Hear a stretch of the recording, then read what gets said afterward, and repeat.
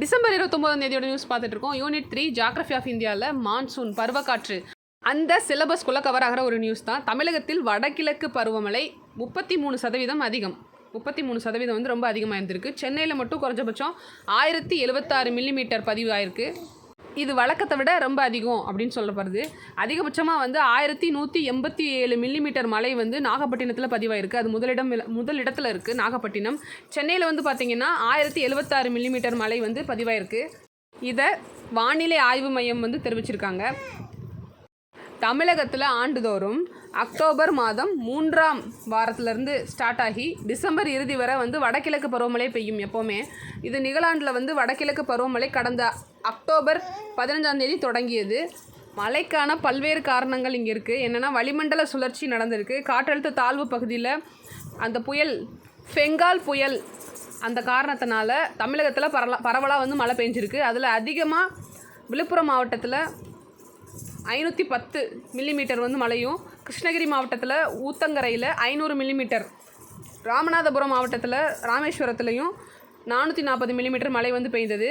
குறிப்பாக வந்து பார்த்திங்கன்னா அக்டோபர் 1லேருந்து டிசம்பர் 28ஆம் தேதி வரை இயல்பாக 438.9 மில்லிமீட்டர் வந்து பெஞ்சிருக்கு. நிகழாண்டில் 585.1 மில்லிமீட்டர் மழை வந்து பெய்துள்ளது. இது இயல்பை விட 33% வந்து அதிகமாக இருக்குது.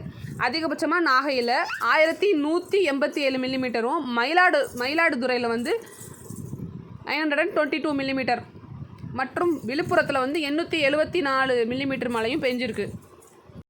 தூத்துக்குடியில் மட்டும் ரொம்ப கம்மியான மழை வந்து பெஞ்சிருக்குன்னு சொல்கிறாங்க. மற்ற மாவட்டத்தை கம்பேர் பண்ணும்போது தூத்துக்குடியில் வந்து இயல்பை விட 7% வந்து மழை குறைவாக பெஞ்சிருக்கு. சென்னையில் 1076 மில்லிமீட்டர் மழை வந்து பதிவாயிருக்கு. இயல்பை விட வந்து வடகிழக்கு பருவமழையில் 35% வந்து அதிகமாக வந்து பெஞ்சிருக்குன்னு சொல்கிறாங்க. வழக்கமாக வந்து 799 மில்லிமீட்டர் மழை வந்து பதிவாகும். இந்த ஆண்டில் வந்து 1076 மில்லிமீட்டர் வந்து மழை பதிவாயிருக்குன்றத இது மூலமாக தெரிய வருது. ரிலேட்டட் சமச்சீர் நம்ம பார்ப்போம். வானிலை நிபுணர்கள் வந்து 4 பருவங்களை வந்து அடையாளம் கண்டிருக்காங்க. அதில் பார்த்திங்கன்னா குளிர்காலம், கோடைக்காலம், தென்மேற்கு பருவக்காற்று காலம், வடகிழக்கு பருவக்காற்று காலம் அப்படின்னு 4ஆக பிரிக்கிறாங்க. வின்டர் வந்து ஜான் டு பிப்ரவரியும், ப்ரீ மான்சூன் ஆர் சம்மர்னு சொல்லப்படுறது மார்ச் டு மேயும், south west monsoon or rainy season சொல்கிறது ஜூன் டு செப்டம்பரும், நார்த் ஈஸ்ட் மான்சூன் சொல்கிறது அக்டோபர் டு டிசம்பர். இப்போ நம்ம அதை தான் பார்க்க போகிறோம். வடகிழக்கு பருவக்காற்று காலம் அல்லது பின்னடைவு பருவக்காற்று காலம் சொல்லப்படுறாங்க. செப்டம்பர் மாதத்தோட இறுதியில் அழுத்த மண்டலம் சொல்லப்படுற அந்த ப்ரெஷர் பெல்ட்ஸ்லாம் வந்து தெற்கு நோக்கி நகர ஆரம்பிக்குது. கொரியாலிஸ் ஃபோர்ஸ்னு சொல்லப்படுற அந்த பூமி சுழல்றதால ஏற்படுற ஒரு விசையின் காரணமாக காற்றோட திசை வந்து மாறுபடுது. அது வடக்கிலிருந்து வீசுகிறது. எனவே இக்காற்று வடகிழக்கு பருவக்காற்று என்று அழைக்கப்படுகிறதுன்னு சொல்கிறாங்க. அந்த பூமி சுழல்றதால ஏற்படுற ஒரு மாற்றத்தினால காற்றோட திசை வேகம் வந்து மாறுபட்டு அது வடகிழக்கில் வீசுது. அந்த பருவக்காற்று அந்த பருவ காலத்தை வந்து இந்திய துணைக்கண்ட பகுதியில் வடகீழை காற்று தொகுதி தோன்றுவதற்கு காரணமாக உள்ளது.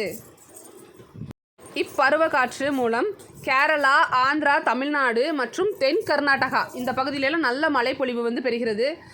மொத்த மழைப்பொழிவு வந்து சுமார் 35% வந்து இந்த வடகிழக்கு பருவமழை மூலமாக நம்ம தமிழ்நாட்டுக்கு கிடைக்கிது. வங்கக்கடலில் வந்து உருவாகும் புயல் வந்து தமிழ்நாட்டில் பல பகுதியிலையும், ஆந்திரா மற்றும் கர்நாடகாவில் சில பகுதியிலையும் மழைப்பொழிவை வந்து ஏற்படுத்துது. கடற்கரை பிரதேசங்களில் புயல் வந்து நிறைய சேதத்தை ஏற்படுத்துது. உயிர் சேதமாக இருக்கட்டும், பொருள் சேதமாக இருக்கட்டும், நிறைய சேதங்களை வந்து ஏற்படுத்துது. அதே மாதிரி பகல் நேரம் வந்து வெப்பம் வந்து குறைஞ்சி மழை வந்து அதிகமாக ஆக்குது. வடமேற்கு பகுதியில் சராசரி வெப்பநிலை வந்து அக்டோபர் மாதத்தில் 38 டிகிரி செல்சியஸ் இருந்து நவம்பர் மாதத்தில் 28 டிகிரி செல்சியஸாக குறையுது. 38 டிகிரிலேருந்து 28 டிகிரி செல்சியஸாக வந்து அது கம்மியாகுது பகல் நேரத்தில். இதான் வந்து இங்கே தமிழில் கொடுத்துருக்காங்க. இங்கிலீஷில் அதே தான். Southward shifting pressure belts மூலமாக சவுத் வெஸ்ட் மான்சூன் விண்ட் வந்து இந்தியா லேண்ட் மாஸ்லேருந்து blows towards Bay of Bengal. Coriolis force டிஃபெக்ட்னால அந்த விண்ட் வந்து நார்த் ஈஸ்ட்டாக வந்து ப்ளோ ஆகுது. இது மூலமாக அந்த நம்ம படித்தது தான், நம்ம தமிழில் பார்த்தது தான் வருது. இங்கேயும் நார்த் ஈஸ்டர்ன் விண்ட் ஷிஃப்ட் ஆகிறதுனால ஆந்திர பிரதேஷ், தமிழ்நாடு, கேரளா, சவுத் இன்டீரியர், கர்நாடகா இது நல்ல ரெயின்ஃபால் கொடுக்குது. 35% வந்து வருஷத்துக்கு ரெயின்ஃபால் நமக்கு கிடைக்கிது. தமிழ்நாட்டில் ஒரு பகுதியிலையும், ஆந்திரா சில பகுதியிலையும், கர்நாடகாவில் சில பகுதியிலையும் அதிகமாக இருக்குது. ஸ்ட்ராங் ஃபார்ம் ஆகிறதுனால நிறைய இழப்புகளும் அதிகமாக இருக்குது. அக்டோபரில் இருக்க டெம்பரேச்சர் வந்து நவம்பரில் குறைஞ்சிருக்கு.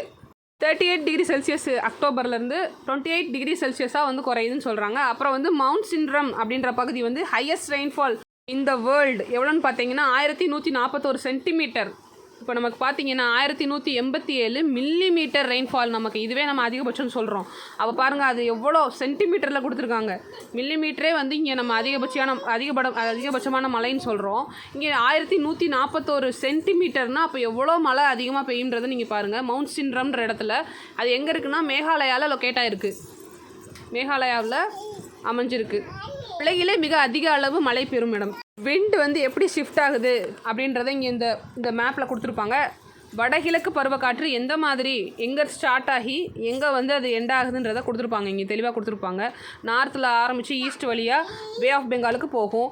அதை இங்கே கொடுத்துருப்பாங்க. இதனால் நமக்கு மழைப்பொழிவு அதிகமாக நமக்கு கிடைக்குதுன்றதை இதில் மூலமாக தெரிய வரும். ஸோ வந்து இதுதான் வந்து 29ஆம் தேதியோட நியூஸ். தேங்க்யூ.